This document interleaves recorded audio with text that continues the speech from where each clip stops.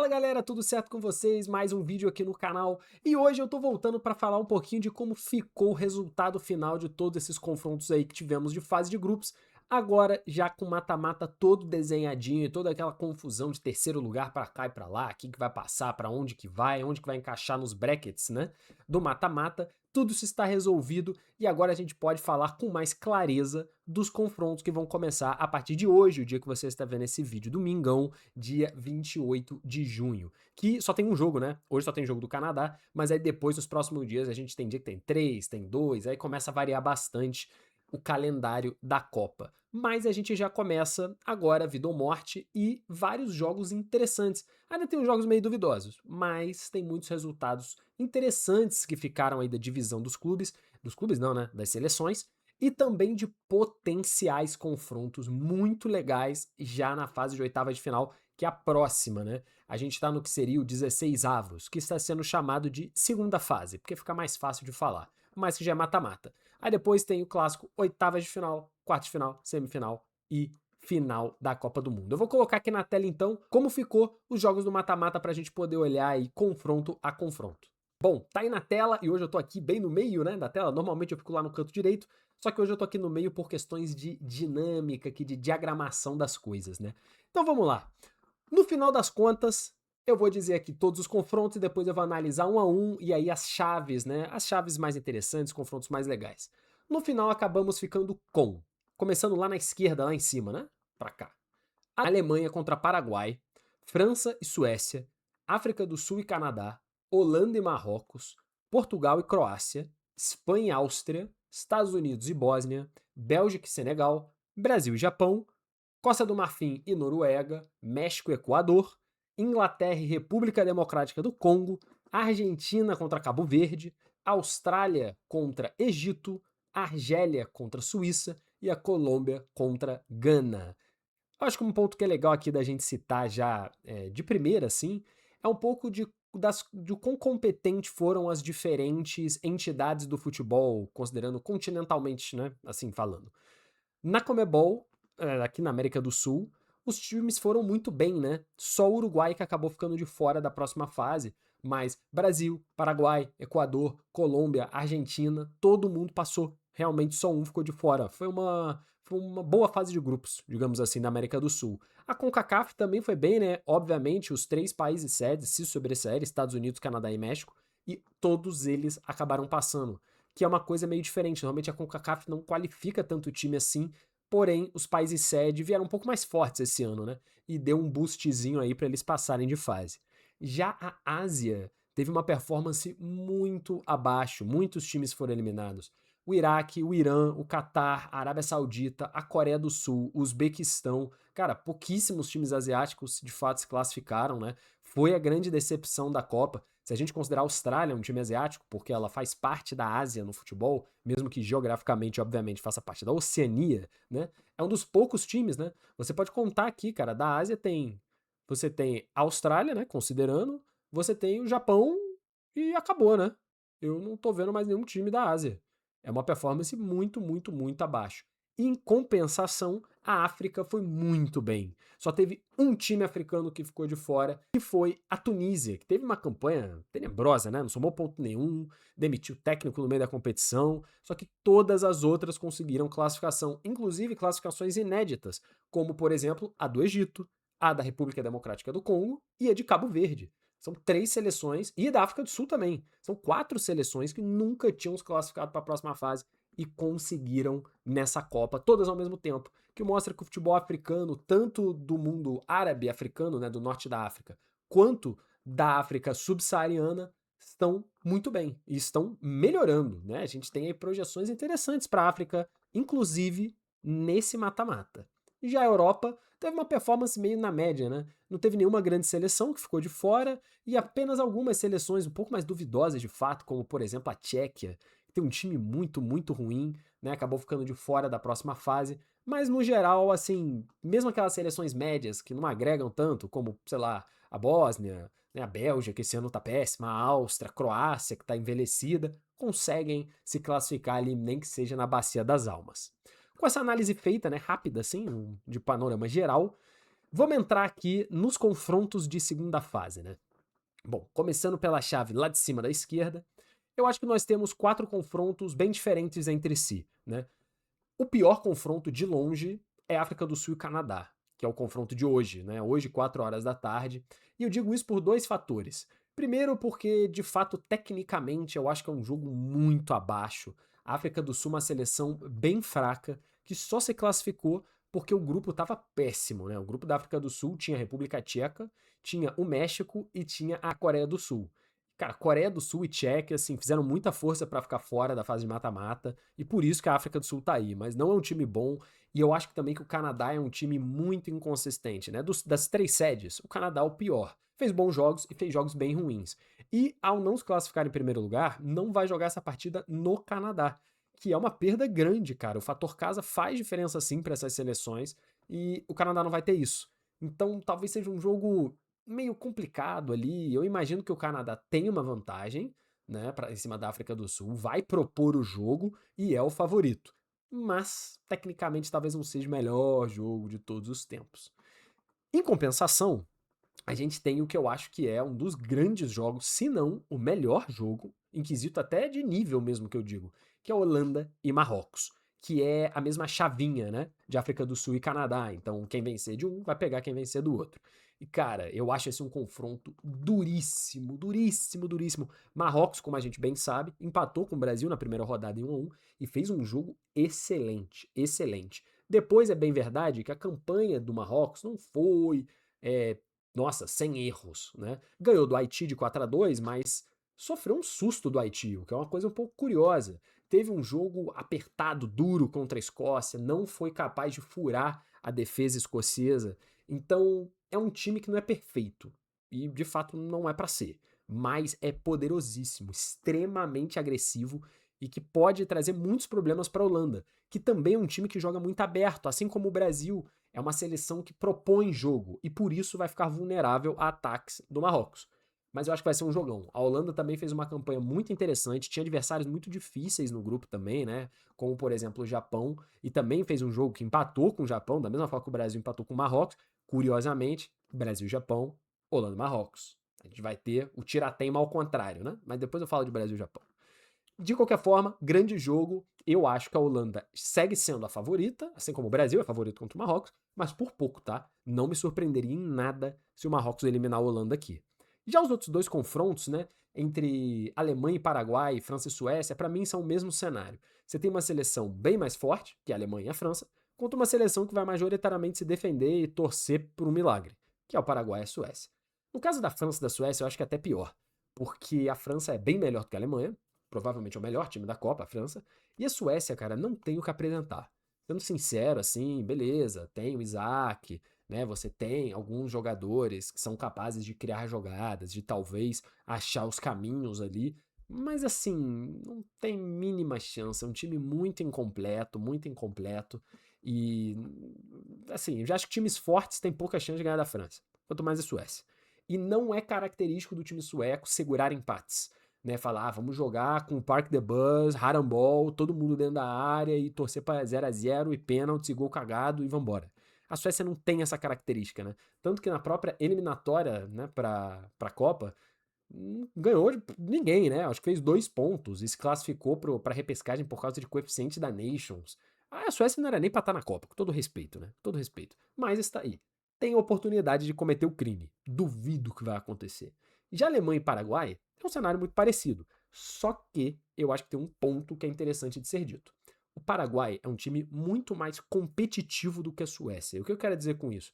Não quero falar que é melhor do que a Suécia, tipo, ai, tem melhores jogadores, joga melhor coletivamente. Não é isso. O Paraguai, ele tem um espírito competitivo do futebol sul-americano. A gente sabe muito bem o que isso significa, né? Todo mundo aqui que tá vendo esse vídeo tem algum time que joga a Sul-Americana, Libertadores, e a gente percebe os adversários, tanto os próprios brasileiros, mas os sul-americanos, os times paraguaios, uruguaios, que às vezes são horríveis, eles dificultam muito o jogo, porque eles sabem jogar jogos assim. E o Paraguai é uma seleção montada para tal. Ela se defende muito bem, amarra o jogo e tenta levar para os finalmente para fazer um gol de cabeça, um gol cagado, um contra-ataque que dê certo, ou nesse caso, os pênaltis. Por que não? Então eu vejo o Paraguai com mais chance de conseguir arrastar uma Alemanha para acréscimos de segundo tempo no empate, para pênaltis, para prorrogação, e aí nesse cenário caótico ter algum tipo de sucesso. Vai fazer cera pra caramba, vai enrolar pra bater tiro de meta, vai todo mundo cair no chão, muita falta, muita falta. O Paraguai vai ficar parando muito o jogo, isso é certo. Porque basicamente tá jogando a vida, né? Beleza, depois tem a França se ganhar, mas pô, aí já é totalmente aleatório. Então é um jogo que o Paraguai vai praticar provavelmente um antijogo. A Alemanha estará preparada para isso? Eu não sei. Existem dois cenários na minha cabeça muito claros aqui. A Alemanha não consegue furar o bloqueio e leva esse jogo até o limite e pode perder. Ou tem um gol do Musiala aos 5 minutos do primeiro tempo, porque a defesa do Paraguai vai falhar, e aí o jogo acabou. Né? Porque se a Alemanha sair na frente muito cedo, não tem o que ser feito. O Paraguai ele só sabe amarrar o jogo. Se já estiver perdendo, não vai valer de nada.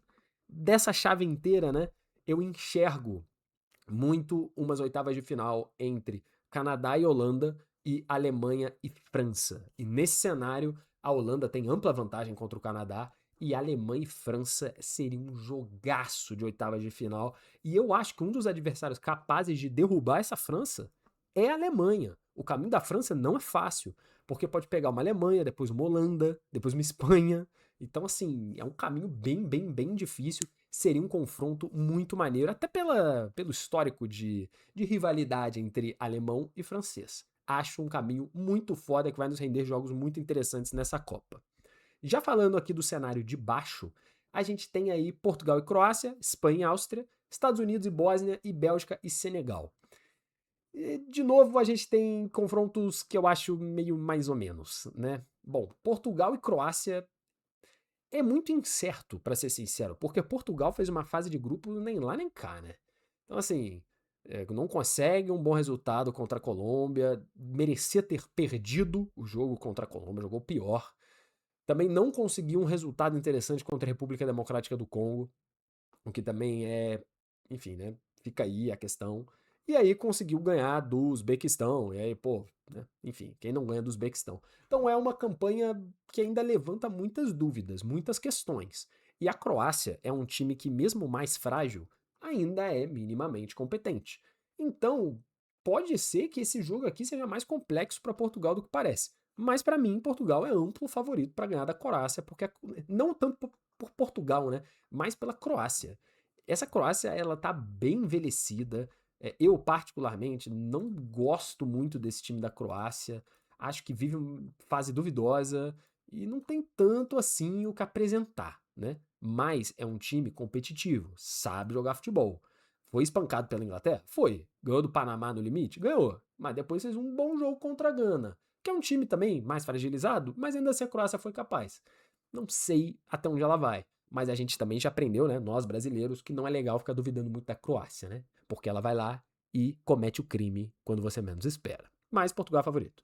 E aí, Espanha e Áustria, cara, pô, aqui com todo respeito, a Áustria é uma merda de uma seleção. Assim como algumas outras, né? Pô, a Suécia é uma merda de uma seleção, a África do Sul é uma merda de uma seleção, a Áustria é outra que é uma merda, né? Ah, meu Deus, grande roteiro da Áustria para chegar até a Copa, grande ciclo, pô, mas o time é fraquíssimo. Fez um jogo patético contra a Argélia agora, que eu vi agora, né, no fim de noite para gravar esse vídeo, um jogo patético que assim não se propôs a jogar futebol e aí consegue de maneira heróica um gol nos acréscimos, depois de tomar o gol já nos acréscimos, que eliminaria a própria Áustria, ela vai lá e um minuto depois, no limite, na Bacia das Almas, consegue um empate e se classifica. Não devia estar aí. Todo respeito, não devia estar aí. Acho uma seleção muito fraca e beleza que a Espanha também não mostrou muita coisa na fase de grupos, né? Fez aí uma fase de grupos no limite do que podia fazer, né? Poxa, ganhou do Uruguai de 1 a 0, um Uruguai péssimo, espancou a Arábia Saudita e empatou com o Cabo Verde. Podia ter feito melhor. Mas aqui eu acho que a Espanha não vai dar chance para a Áustria. É um confronto fácil. E os outros dois confrontos, né, dessa chave, aí são jogos duvidosos. Estados Unidos e Bósnia tem tudo para ser um jogo muito duvidoso. Estados Unidos vai jogar em casa, pressão da torcida e é um time muito melhor do que a Bósnia, então para mim é o favorito. Mas eu não sei até onde os Estados Unidos pode ir. Só que jogando contra adversários que são, pô, cego, surdo e mudo, né? Aí fica mais fácil. Esse time da Bósnia é outro time que é, assim, pavoroso, cara. Pavoroso. Só joga na imposição física e na bola aérea e, pô, marcação total. É um time feio, muito feio. E toda vez que eu falo sobre a Bósnia, eu preciso relembrar que a Itália foi eliminada pela Bósnia, cara. Pô, a Itália foi pra repescagem, era só ganhar desse time horroroso da Bósnia e conseguiu a façante perdendo os pênaltis. É inacreditável o que acontece com a Itália, cara. É inacreditável, porque esse time da Bósnia é um lixo completo. Mas enfim, também já deu de falar da Bósnia, os Estados Unidos devem ganhar. E aí, cara, esse é um confronto que é muito interessante entre Bélgica e Senegal, porque no papel você pode dizer, pô, a Bélgica é a favorita, né? Se classificou em primeiro, o Senegal se classificou em terceiro no grupo dele. Só que o grupo de Senegal era dificílimo, né? Era o grupo que tinha França, era um grupo que tinha Noruega, era um grupo, porra, muito duro pra conseguir somar pontos, né? E Senegal é uma seleção forte. E a Bélgica não mostrou absolutamente nada nessa Copa também, cara. Ganhou de 5 a 1 da Nova Zelândia. Pô, beleza, né? Qualquer um ganha de 5 a 1 da Nova Zelândia. Empatou em 0 a 0 com o Irã, em 1 a 1 com o Egito. Eu não confio nem um pouquinho na Bélgica. Pra mim aqui o favorito é Senegal. Eu acho que Senegal tem tudo pra ganhar da Bélgica, tudo pra ganhar da Bélgica e de longe também nessa Copa, porque um potencial confronto entre Senegal e Estados Unidos, Senegal é favorito. Senegal é favorito, mesmo que seja nos Estados Unidos o jogo, né? Então, as coisas podem ficar interessantes. Até porque, considerando essa chave como um todo, né? Imagine os jogos de oitavas de final. Estados Unidos, país sede, contra Senegal, que é um timaço. Seria um jogo, pô, espetacular. E um Portugal e Espanha nas oitavas de final. Meu amigo do céu!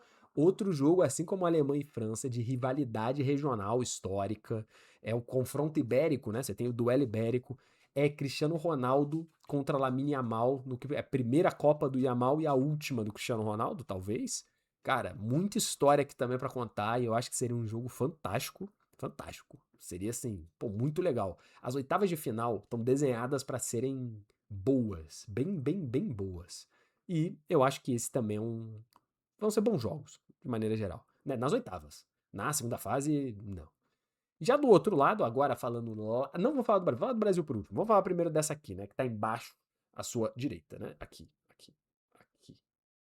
É. Você tem Argentina e Cabo Verde. Aqui é brincadeira, né?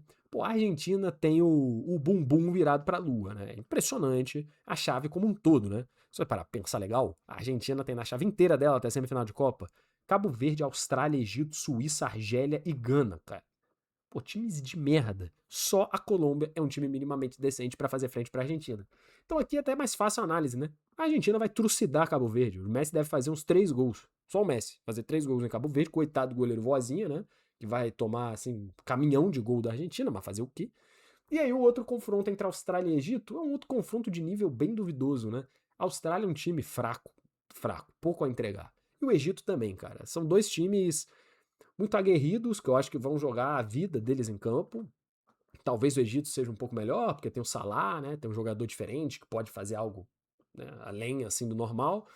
Mas é um jogo bem aberto, bem aberto. E seja lá quem for, vai chegar nas oitavas de final, vai tomar porrada histórica também para a Argentina. Então eu vejo aí confrontos bem desenhados, sem muita surpresa assim. E aí no embaixo ali na chave, né? Cara, Suíça e Argélia também é um jogo que eu não sei direito o que esperar, porque cara, a Argélia é um time frágil, muitos problemas defensivos e ofensivos. E a Suíça é no fundo a mesma coisa, né? Defensivamente é um time mais coeso, um time que coletivamente é melhor, né? Óbvio, tem nomes mais interessantes, o Ibolô, Shaqiri, etc. Mas também não empolga ninguém. Então não me surpreenderia a Argélia surpreender a Suíça. É possível, né? A Suíça é a favorita. Mas, de novo, vai ser um confronto. Não sei. Não sei se vai ser bom, não. Não tem tudo para não ser. E Colômbia e Gana, cara. Colômbia e Gana é um jogo legal. Gana é um time muito defensivo. Tem problemas também, né? Principalmente na parte de fazer gols. Mas é um time que é aplicado defensivamente e busca sempre dificultar a partida para o seu adversário antes de facilitar para si mesmo. Então, cara, a Colômbia, ela é poderosa, ela tem de onde tirar, você tem John Arias, você tem o Rames Rodrigues, você tem Luiz Dias, você tem vários outros, você tem, sei lá, Carrascal no banco, você tem opções, a Colômbia tá cheia de opções. E é um time que gosta de jogar, gosta de atacar, gosta de ser propositivo. Vai ter o jogo na mão contra a Gana. Está nas mãos da Colômbia ser competente para furar a retranca de Gana e matar o jogo cedo. Também é o mesmo cenário, mais ou menos, de Alemanha e Paraguai.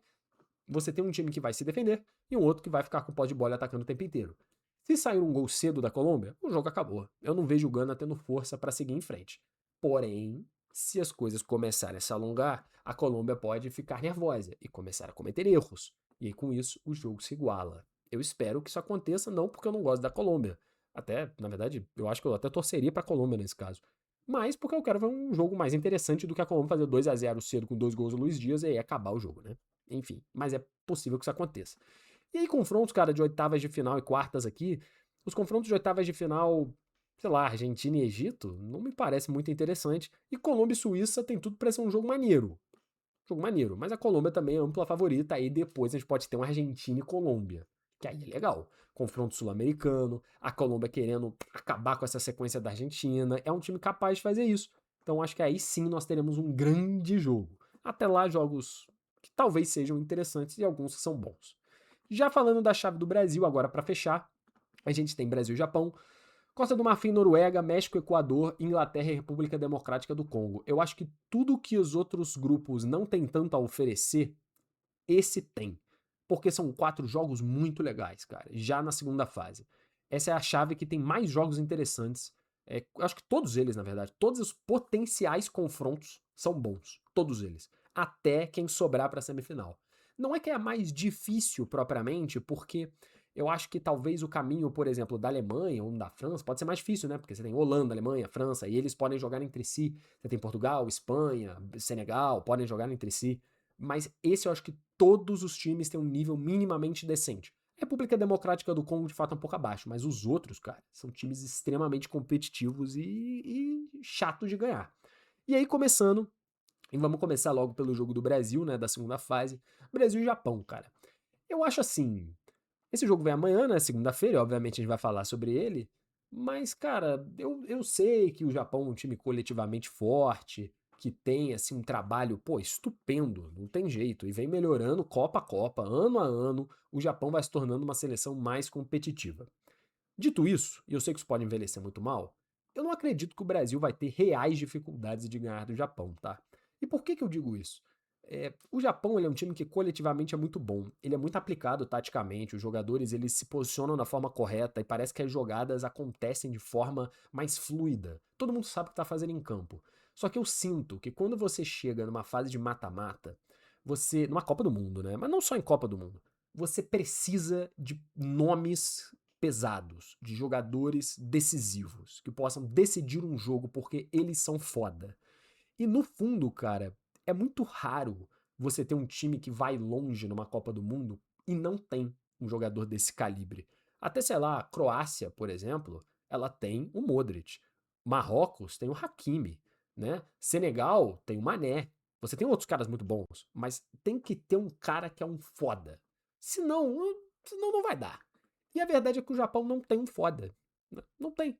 Ele tem um coletivo de jogadores muito bons. Só que enfrentando um Brasil, eu acho que a individualidade do Brasil vai se sobressair e também o coletivo do Brasil não está ruim. Né? O Brasil vem num momento bom, na verdade, nessa Copa do Mundo. O melhor momento do Brasil na Copa. E isso é muito azar do Japão, sendo sincero. Assim. Foi um confronto perigosíssimo, assim, pô, um confronto dificílimo que o Japão pegou. Poucas seleções poderiam ser mais difíceis, então é verdade que não é um confronto fácil para o Brasil. Não é. Tem aqui, por exemplo, a Argentina e Cabo Verde, que é muito mais fácil. Só que é muito mais difícil para o Japão pegar o Brasil do que para o Brasil pegar o Japão. Então a gente não pode entrar com medo, cara. A gente tem que entrar como o Brasil. Quem nós somos? Pô, nós somos o país pentacampeão, a gente é muito melhor do que os caras, tem que entrar e vencer, ponto. Se o Brasil perder para o Japão, uma vergonha. Isso tem que ser fato dado. Quem não concorda que é uma vergonha, tá de brincadeira.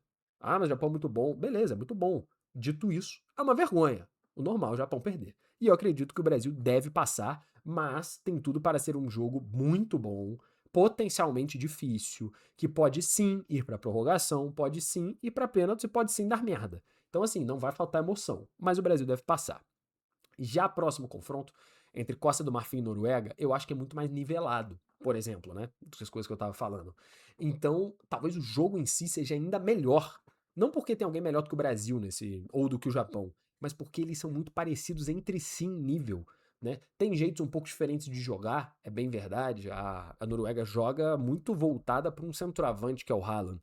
A Costa do Marfim não joga dessa forma, ela joga muito para os seus pontas, para velocidade nas pontas do campo. Então são jeitos diferentes de jogar futebol, mas que ambos funcionaram. Ambos funcionaram na Copa, vem funcionando de antes e, cara, podem muito bem funcionar na segunda fase. Vai ser um jogaço. Esse é o confronto que eu talvez tenha menos ideia de quem que é um favorito, né? É difícil saber. Eu hoje apostaria na Costa do Marfim. Eu acho que a Costa do Marfim tem mais de onde tirar e tem mais. Não sei, cara. Tem mais individualidades do que a Noruega, de forma geral. Mas pode muito bem na Noruega também. E aí teremos um Brasil e Costa do Marfim, Brasil e Noruega, que pra mim é um nível acima de dificuldade do que um Brasil e Japão, né? Então, mas ainda assim seria um jogo difícil. E aí, ali na parte de baixo, né? Na segunda fase da chave do Brasil, a gente tem México, Equador, Inglaterra e República Democrática do Congo. Aqui, cara, eu acho que nós temos um confronto que a Inglaterra é bem favorita contra o Congo, é bem verdade. O Congo vai certamente só se defender. E aí torcer para a Inglaterra não conseguir furar o bloqueio, como a Inglaterra não conseguiu em alguns jogos, né, dessa Copa. E torcer para ir levar para os finalmente, para uma sorte, seja lá o que for, mas a Inglaterra é uma pela favorita. Já entre Equador e México, cara, esse vai ser um jogo que eu acho que vai ser muito legal. Jogo com um clima absurdo de Libertadores, porque mesmo o México não sendo um sul-americano, né, ele é latino-americano e já jogou a Libertadores no passado, né, por exemplo. Então tem um futebol que se muito assemelha ao futebol da América do Sul.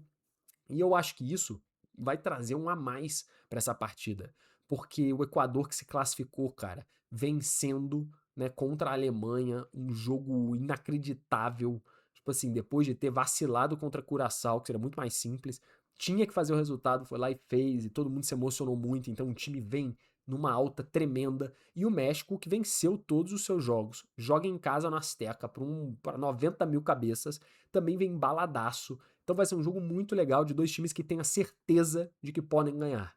Certeza de que podem ir longe nessa Copa. E quando você tem dois times dessa forma, que jogam de uma forma física, uma forma assim mais feroz, pô, tem tudo pra ser um jogo maneiríssimo. E também tem tudo pra ter uma expulsão, tá? Esse jogo aqui é a carinha da expulsão. A carinha do cartão vermelho, de uma solada, de uma entrada forte. A carinha, carinha, carinha. Típico jogo importante de Liberta. E aí o cenário de oitavas, né? Acho que a gente tem confrontos legais, né? Provavelmente a Inglaterra contra o México ou o Equador, ambos seriam bons confrontos. A Inglaterra seria favorita da mesma forma. E aí um Brasil e Costa do Marfim, um Brasil e Noruega é a mesma coisa. É um confronto muito duro, muito maneiro e que o Brasil também seria favorito, com potencial de quartas de final entre Brasil e Inglaterra. E aí é um jogaço. Ah, é um jogaço. Você tem quem criou o futebol e quem transformou ele em uma coisa muito mais legal, né? Então, esse é um jogo pesado para a história do futebol, é um jogo muito pesado. E aí imagina um cenário de quarta de final entre França e Holanda, Brasil e Inglaterra, Espanha e Senegal, Argentina e Colômbia, com potenciais França e Espanha, Brasil e Argentina em semifinais. Coisas boas podem estar vindo aí, coisas boas, muito boas. Mas aí a gente vai falar mais pra frente, porque tem vários jogos, ainda tem muitos dias até que a gente decida aí a esse afunilamento, a reta final desse mata-mata da Copa, mas a gente certamente ainda vai ter muitos jogos maneiros, muitos jogos maneiros. A única pena é que agora é a reta final, né? A maior parte da Copa já foi, se eu não me engano, 72 dos 104 jogos já aconteceram, então o grosso da Copa já passou. Mas a gente ainda tem coisas muito boas e histórias absurdas até o final dessa Copa, que é só lá no fim do mês que vem. Espero que vocês tenham gostado do vídeo. A gente vai voltar para falar mais sobre todos esses jogos aí do mata-mata, jogo do Brasil e tudo mais, todas as histórias. Então espero que vocês continuem acompanhando o canal e a nossa cobertura aí de como tá a Copa do Mundo. Como sempre, agradeço muito, um forte abraço e até a próxima.